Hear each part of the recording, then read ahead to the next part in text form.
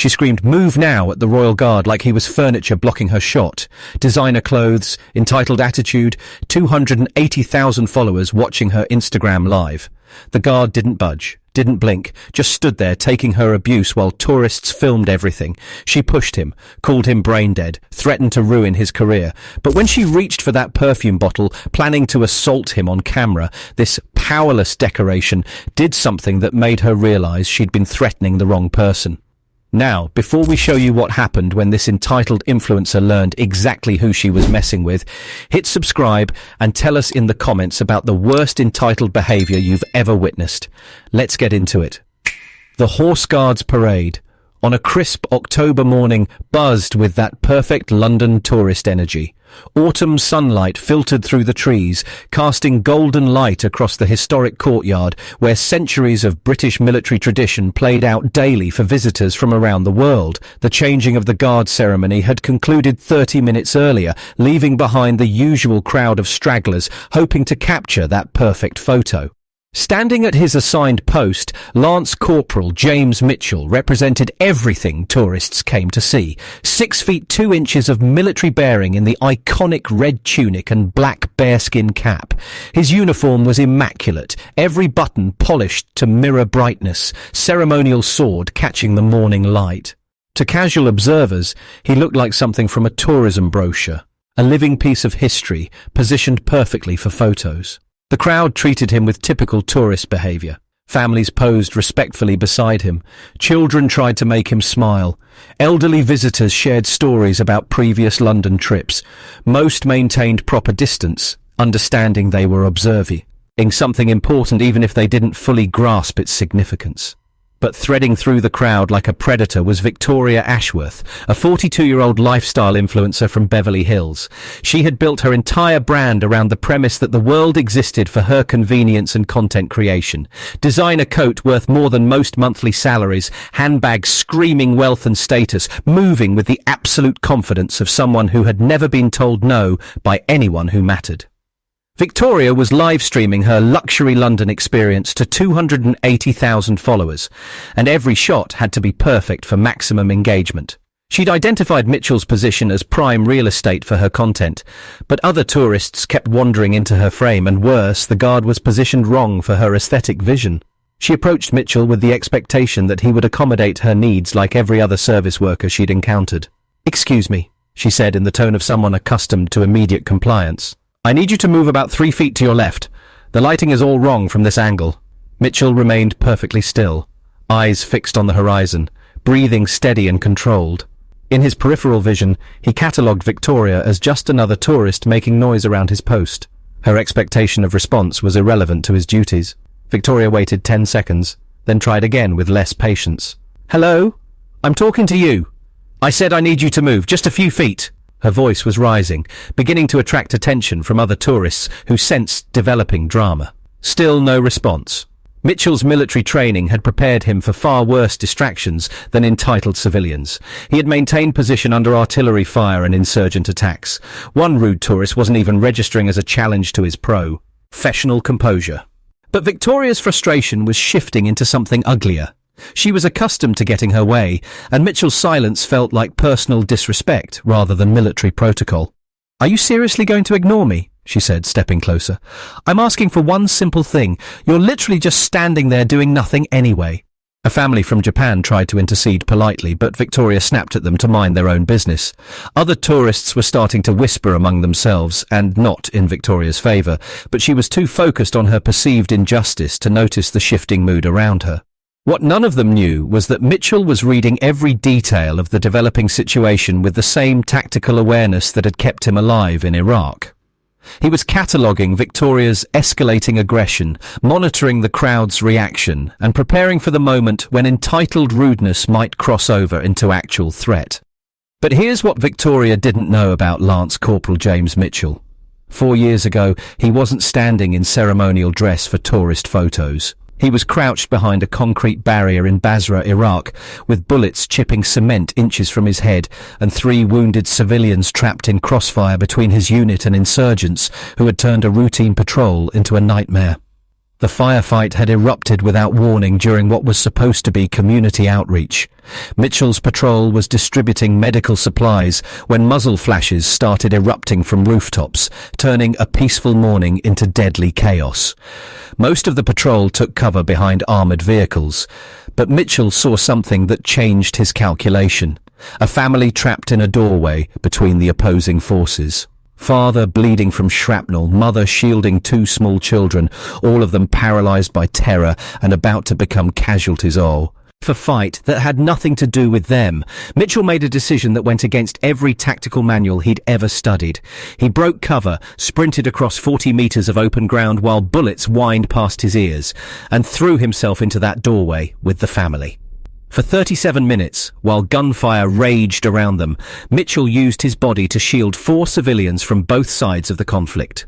He applied field dressing to the father's wounds, kept the children calm with quiet games, and coordinated with his unit to plan an evacuation route. When backup finally arrived, he walked that family to safety through streets still smoking with gunfire. The incident report called his actions exceptional courage under fire. His commanding officer recommended him for gallantry, but Mitchell hadn't done it for recognition. He'd done it because protecting innocent people was what soldiers did, regardless of nationality, politics, or personal risk.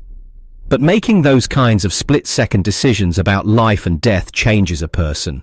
Mitchell had requested ceremonial duty not to avoid danger, but because he needed a way to serve without constantly weighing survival against duty. Standing guard at historic sites felt like protecting something important without the weight of life or death choices. The irony was that ceremonial posting had become its own kind of combat. Not against enemy soldiers, but against entitled civilians who confused his inability to respond with permission to abuse that constraint. Mitchell had learned patience in Iraq that most people couldn't imagine, but dealing with tourists who treated him like furniture tested different skills entirely. What Victoria couldn't see was that Mitchell's apparent passivity wasn't weakness or indifference. It was the disciplined stillness of someone trained to remain calm under pressure, to assess threats accurately, and to respond with exactly the appropriate level of force when response became necessary. She was about to discover the difference between someone who couldn't fight back and someone who chose not to. Victoria's Instagram performance was attracting a larger audience both online and in person. Her followers were commenting in real time, some encouraging her demands for better service, others expressing discomfort with her approach. But Victoria was too invested in her victim narrative to notice the warnings. "This is absolutely ridiculous," she announced to her camera, making sure Mitchell's face was visible in the background. "I've been trying to get basic cooperation for 20 minutes, and this person acts like I'm asking him to break the law.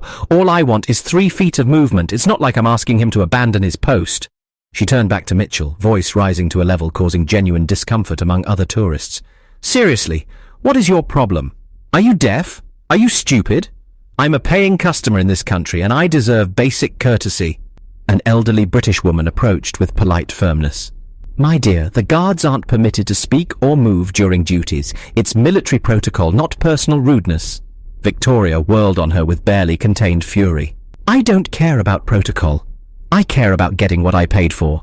If he can't do his job properly, maybe he shouldn't have it." The woman's expression hardened. "His job is to guard this site with dignity, not pose for your photographs." "Maybe you should mind your own business," Victoria shot back, voice echoing across the courtyard. Other tourists were staring now, phones discreetly recording what was becoming increasingly uncomfortable public behaviour.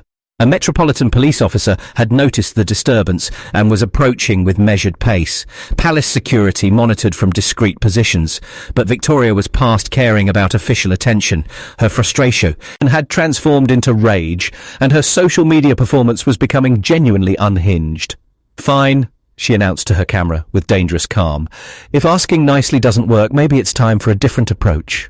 She approached Mitchell aggressively, closing distance until she stood directly in front of him, breath fogging on his uniform buttons. The crowd had gone silent, sensing they were about to witness something that would cross serious lines. "I'm asking one more time," Victoria hissed. "Move 3 feet left, right now, or I make this very unpleasant for you." Mitchell remained unchanged, breathing steady, gaze fixed on middle distance, posture perfect. Victoria's apparent indifference was about to trigger something that would transform her from merely rude to genuinely dangerous. "Move now!" The scream echoed across Horse Guards Parade like a gunshot. Victoria's face went red with fury, veins standing out on her neck as she unleashed full rage at the motionless guard. "I said move! Are you brain dead? Are you even human?" She pressed against his uniform, phone capturing her meltdown for increasingly horrified followers. "I've had it with your attitude. I'm creating professional content and you're sabotaging my work. Do you know who I am? How many people follow me? I could ruin your pathetic career with one post." The crowd went dead silent. Children stared while parents pulled them back. Mitchell absorbed her verbal assault without moving, his military training having prepared him for far worse than entitled civilian abuse. But Victoria interpreted his stillness as ultimate insult. She had tried politeness, authority, and verbal assault. Now she was left with physical action. "If you won't move voluntarily," she announced to her camera, "then I'll move you myself." She shoved Mitchell's chest with both hands, expecting him to stumble backward. Mitchell absorbed the push without shifting an inch, his combat-trained core strength making her assault feel like a light breeze. She pushed again, harder, throwing her full weight behind the effort. Mitchell remained immobile. "What is wrong with you?" she shrieked, voice cracking with frustration. "Why won't you just do what I'm asking?" That's when authority arrived. "Ma'am, step away from the guard immediately." Inspector Sarah Collins of the Metropolitan Police approached with calm confidence, earned from 20 years of dealing with entitled tourists. She recognized the exact moment when silly rudeness crossed into criminal behavior. "You're committing assault against a member of Her Majesty's Armed Forces," Collins continued. "Touch him again and you'll be arrested." Victoria spun around, phone still recording, face flushed with rage. "Assault? I barely touched him. I'm just trying to get a picture. It's not like I'm hurting anyone." Collins moved closer, her presence commanding space that made the crowd form a respectful circle. "Physical contact without permission is assault. Verbal abuse is harassment. Public disturbance is disorderly conduct. 3 offences in 5 minutes. "This is insane," Victoria protested, but uncertainty was creeping into her voice. "I'm an American citizen. I have rights. I'm documenting abuse by your military." Collins glanced at Mitchell, who had maintained position throughout the confrontation without expression change. "The only abuse here is yours. That guard has shown remarkable restraint, facing behaviour that would get you arrested in most civilized countries." "Restraint?" Victoria's voice climbed toward hysteria again. "He's been ignoring me completely. That's not restraint. That's contempt." Collins studied Victoria like someone determining whether she was dealing with mental illness or spectacular ignorance. "Are you familiar with military discipline? Do you understand ceremonial duty?" "I understand I'm a paying tourist and deserve basic courtesy," Victoria shot back. "I don't care about military whatever. I care about my work." That's when Collins decided education was required. "The guard you've been harassing is Lance Corporal James Mitchell, combat veteran with 6 years active service, including Iraq deployment where he was decorated for valor. His assignment is guarding this historic site with the same discipline he used protecting civilians in war zones." Victoria's mouth opened and closed. This information didn't fit her worldview of guards as decorative employees. "But he's just standing there. How hard can it be? It's not like he's doing anything important." Collins' expression hardened. "He's doing what hundreds of thousands of British service members have done for centuries, standing ready to protect something larger than himself with dignity and honor. Your inability to understand that doesn't make it less valuable." "I think we're overreacting," Victoria said, switching to wheedling tone. "I'm not disrespecting anyone. I just need one shot for my content. It's my job. My followers expect this." Collins looked around at tourists who had watched the confrontation with increasing disapproval. "Your job isn't more important than his. Your followers' entertainment isn't more important than military protocol." Victoria's face cycled through confusion, anger, and beginning embarrassment. For the first time in years, her usual tactics weren't working. "This is discrimination. I'm being singled out for being American." Collins almost smiled. "I've arrested British tourists for identical behavior. Entitled rudeness isn't nationality, it's character flaw. Right now, you're displaying it perfectly." The crowd had grown to 50 people, their mood decidedly against Victoria. What started as curiosity had evolved into public shaming of behavior most recognized as fundamentally wrong. Phones recorded but not supporting Victoria's position. Fine, Victoria said with dangerous cowls. Tim, if nobody cares about customer service, I'll handle this myself. She pulled out expensive perfume, holding it like a weapon as she advanced on Mitchell. The crowd gasped, understanding they were about to witness actual criminal assault. But before Victoria could act, something happened. No one expected. For the first time since confrontation began, Lance Corporal James Mitchell moved. It wasn't dramatic or violent. Mitchell simply turned his head 15 degrees left and looked directly at Victoria with eyes that had seen combat, watched friends die, and learned the difference between genuine threats and entitled tantrums. When he spoke, his voice was quiet, controlled, carrying authority that made everyone stop breathing. Ma'am, I'm giving you one opportunity to step back, put that bottle away, and walk out with your dignity intact. If you assault me with that object, I'll respond according to my training, and you'll discover why guards are chosen from combat units rather than hospitality schools. Victoria had spent 30 minutes raging at what she thought was powerless decoration, only to discover she'd been threatening someone who could end her tantrum whenever he chose. The calm certainty in his voice made clear he wasn't making empty threats, but explaining reality. You can't threaten me, Victoria stammered, perfume bottle trembling. I'll sue you, I'll report you, I'll ruin your career. Mitchell's expression didn't change, but his posture shifted imperceptibly. Collins recognized the change. Subtle weight redistribution indicating someone preparing to act if necessary. Ma'am, Mitchell said, voice still quiet but carrying across the courtyard. I've been called worse by better people. I've been threatened by individuals with actual power to harm me. You are neither dangerous enough to frighten me nor important enough to intimidate me. You're simply a tourist who forgot how to behave like a civilized human being. Victoria's mouth fell open. This wasn't how these confrontations worked in her experience. Surfer. Vice workers backed down. Managers appeared to placate. Authority figures treated her complaints with respect. She'd never encountered someone completely immune to her tactics. You can't talk to me like that, she said, voice losing fire. I'm a customer. I have rights. You have the right to observe ceremonies respectfully, Mitchell replied. You don't have the right to assault guards or create public disturbances. And you certainly don't have the right to treat military personnel like props for your social media. Collins stepped forward. Ma'am, you're under arrest for assault on a service member, harassment, and public disorder. The handcuffs came out with professional efficiency. Victoria's phone clattered to the pavement as Collins secured her hands behind her back, the Instagram live stream still running, capturing every moment of her humiliation for the followers she'd been so eager to impress. This is a mistake, Victoria protested, as Collins led her toward the police vehicle. You don't understand. I'm an influencer. I have a platform. People will hear about this. I'm counting on it, Collins replied dryly. Maybe it'll teach other entitled tourists how to behave in public. The crowd watched in satisfaction as Victoria was loaded into the police car, her designer coat wrinkled, her perfect makeup smeared with tears of rage and embarrassment. Her phone, still live streaming from the pavement, captured comments from followers expressing shock and disappointment at her behaviour. Mitchell returned to perfect ceremonial position as if nothing had happened. Same posture, same focus, same disciplined stillness. But something had changed in how the crowd looked at him. The tourists who had witnessed Victoria's meltdown now understood they were observing someone with real authority, real training and real capability hidden beneath the ceremonial appearance. A small girl approached Mitchell's position with her mother, looking up at him with obvious awe. Mummy, is he a real soldier? Yes, sweetheart, her mother replied quietly.